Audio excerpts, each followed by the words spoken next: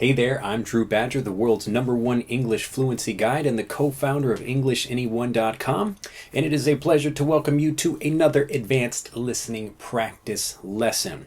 I'm really excited to continue with this series in this new video, and as always, even though this is, maybe the 13th or the 14th video in this series, if you are new, please go back and watch the previous videos, and well, not necessarily in this series, but the previous videos that I've made that are things like grammar or idioms, other things like that that are much slower, so that way when you're getting used to my voice, you can learn some new words and phrases and then be prepared to listen to faster things that we'll be doing in this video series. So I'll be speaking at faster than native speed, and hopefully you can understand most of what I'm saying, and if you can, then fantastic. Then you can start preparing yourself for movies and other things like that. If you really want to challenge yourself with this, you can put on some other music in the background, something, so have some extra music or sounds or other people talking, just to give yourself a little bit of an extra challenge as you're listening to this.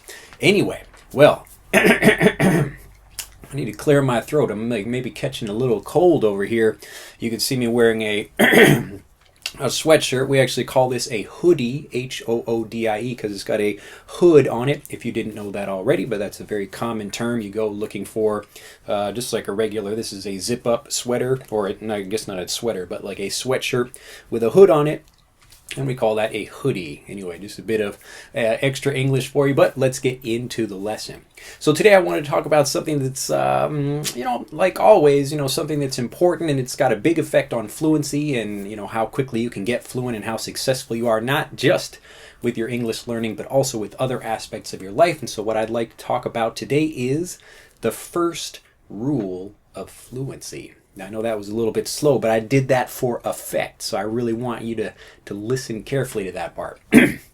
Anyway, so the first rule of fluency, what I'd like to talk about is how you think, and then how that relates to exactly, how you get fluent and the way you study and everything else. It really kind of, I guess a better thing before I can explain all this other stuff about the first rule of fluency is starting with the most kind of basic fundamental things about learning, which is what we'll be talking about in this video. But if you start with something, over time it gets much, much bigger, and you can take two people that maybe have the same level of talent or maybe the same level of ability, but one that just works a little bit harder than the other one. Over time, they become much different in the long run. So when you're thinking about not only the little bit of difference that it makes when you actually take time and effort to do something versus what most people won't do. Most people are, they have what it takes to get fluent or to learn or do something like that, but they don't. And people are often wondering why, and as long as you're actually learning something and you're getting, whether you're learning with me or somebody else, it doesn't really matter. There's lots of different ways to learn. I just have a particular way that I like. It's the way I got fluent, and it's the way that my personal students like to learn, and that's why they follow my lessons. But anyway, when you kind of focus on these first principles or these most important things here, these are the things that are going to give you a lot more results and a lot more power, a lot more leverage as you start getting out into the higher things. So an example of this would be learning like a native speaker is the most important thing I teach. If you want to learn like a native speaker and sound like a native speaker, then you have to practice like one as well. So all of these things, instead of learning in a textbook or sitting in a classroom and not really getting much speaking practice, that will prepare you for a test, but it probably won't get you very well prepared to speak in conversations. So again, one of these things, if you're learning like a native speaker, then it changes everything else about the things over here. How you learn, how you practice, the kinds of words you learn, those kind of things. And then again, when you think about that, always think about these little points over here, all the little tiny things that you can change that have big results and give you big changes. So if we want to talk about the first rule of fluency, the first rule, the most important thing you have to understand about fluency, and this again is something that translates into other things in your life, and this is how you think determines the results you get. Now, a kind of even more important way of thinking about this is how responsible are you for fluency? So how responsible are you for fluency? And what I'd like you to realize is that if you don't already, that no one else can get fluent but you. No one else can make you fluent, just in the same way no one else can make you rich. No one else can make you muscular or something. Like, you can't take a pill and just get muscles. Maybe in the future we'll have something like that, but we don't have that yet. So you have to take responsibility for fluency. And that changes everything about the way you learn, the things you say, and the way you think. And when it comes to not only getting fluent, but as I was saying about, getting wealthy or getting fit or anything else, whatever it is you're trying to do, you have to take responsibility for that. Now, when I talk to students, a lot of them complain, well, I've got this situation or I've got that situation or some other reason why they can't get fluent. So maybe you live in a foreign country in a tiny town. So, I guess foreign, I'm in a foreign country. I'm in Japan. I'm still thinking like an American. But let's say a non-native English speaking country. You live in a non-native English speaking country and you're thinking, well, I can't find people to practice with. Now, what I'd like you to realize is that in your same country, probably in your same area or town or city or wherever you are, there's another person that has found people to practice with. And just the same way that, I could be living, here I am in this very small town in Japan. So Nagasaki is here and I'm in Nagasaki, but it's a kind of small, little section of it. But basically, there's really not much here. It's like a little suburban town, and this is it's actually called a bed town out here. We have kind of a similar term in American English, where you're just talking about a place where people live, such that they can travel downtown to Nagasaki to go to work, something like that. So there's a lot of families living here, but very few businesses, very few restaurants, very few other things like that, just a whole bunch of houses. So if you're thinking about a situation where you have to, travel from one place to another, or, even in a little situation like I am, I could say, well, I can't start a business because I'm in a small town, or I'm doing this, or some other situation outside of myself is affecting me. But the first rule of fluency would be that I determine whether I get fluent or not. I take responsibility for that. Now, this idea is something that's really important. It's actually the most important thing. That's why I call it the first rule of fluency. And this is the same thing that I teach in the Insight. And this is actually I should really make a bigger deal out of this. It's a bonus that I give to learners absolutely free when they join our 6-month program.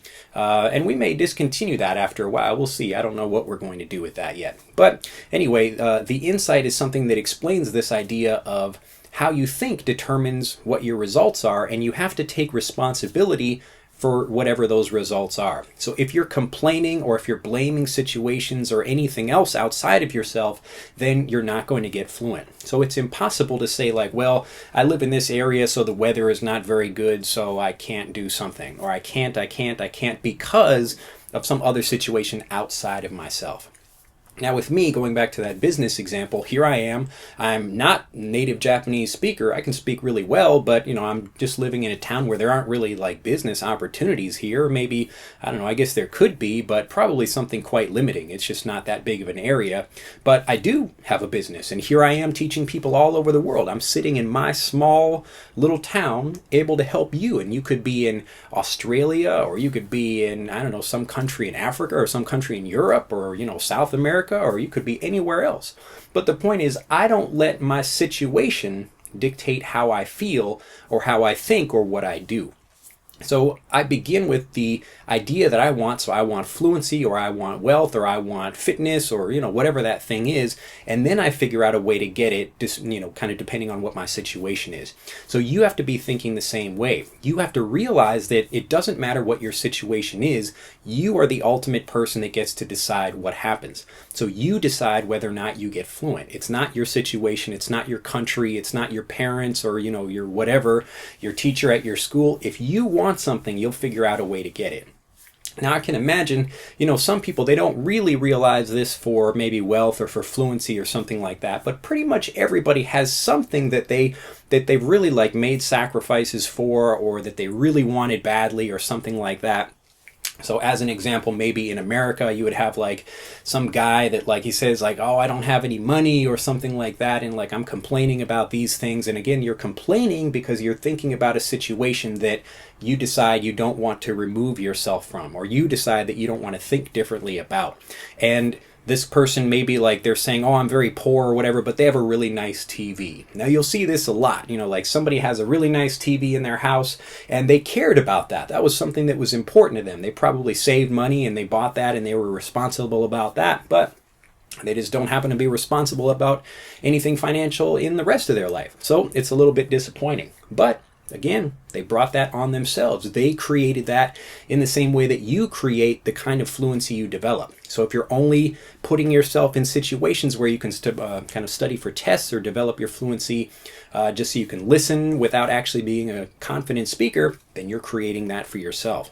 So I thought this was a really great video to make. Not only is it great listening practice, but it's also something really important to think about. And not just for fluency. Really, the first rule of fluency is the first rule of life. I mean, it's really the first rule of getting anything done. All of the successful people that you've seen, on TV or read in books or anything like that, these are all people that decided that they wanted something and that they were going to take advantage of whatever they had, around them to do that. But they decided they wanted that thing and they weren't going to let outside situations stop them from doing whatever. Again, you can see like I don't have like a whole bunch of fantastic camera equipment. I'm still using the same camera I got 4 years ago and it still works just fine. Maybe I'll go up to like a 4K camera, but really I don't know, maybe we'll do 3D where it looks like I'm like, wow, like I'm, coming out into the camera. Actually, there is an interesting camera we thought about getting and maybe we'll play around with that, my team and I, going forward in 2016. But anyway, the whole point here is that like what I was explaining at the beginning, what I was explaining at the beginning of this video, if you've got a small thing that you can focus on here, a small leverage point, something that you could change just a little bit, then you don't have to change all these big things over here. These big things naturally change themselves as a result of what you do with this little thing over here. So you have two people, again, like I gave in the example before. One of them is thinking, I control how I learn, I decide how I get fluent, I decide what I'm going to do. And then you've got the other person that says, well, my situation is like this, or, my country is like this, or my this thing is like that. Really listen to your language. Take some time at the beginning of 2016 and really think about that.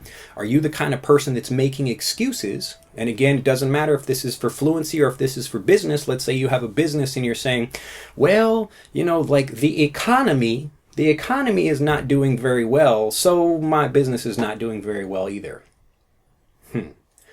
Sounds like the exact same thing, really. I'm not in an English-speaking country, so I probably can't get fluent. But again, you can always find a counter example. So an opposite example of somebody that is living in your country, that is succeeding in business, even if the economy isn't very good. That is getting fluent, even if the economy isn't very good. That is getting, fit. That is getting like healthy and physically stronger, even if they're busy with, a wife and kids or, a husband or whatever they have. So you can always find things if you're, again, it's really easy in whether you are that kind of person yourself or not, surround yourself with the kinds of people that talk about, I do this and I do that, and I decide what it is I want for my life. And this is so important. And if you can make this change just for fluency, it becomes much easier for you to do that for the rest of your life. For all the things, for health and wealth and, love and all these other things, you decide what happens. And it can be a little bit scary. I understand, at the beginning, I used to think the same way. I used to think like, I would complain about stuff like, why is this situation, why is this happening to me? Or why can't I, get in this thing or do this other thing? Or, you get frustrated because you're trying to change something outside of yourself, which is impossible to do, pretty much. I mean, maybe you could do that once or twice or something, but it's not something you can easily do. But the magic is, you have the ability to control your own thoughts and actions, and you can decide what you want to do. So even if you live in a non-English speaking country, you can definitely find native speakers to practice with. The process of finding them begins with realizing that you take responsibility for that. And as soon as you make that switch, that's when you really start to see things open up, not only for your fluency, but other aspects of your life as well.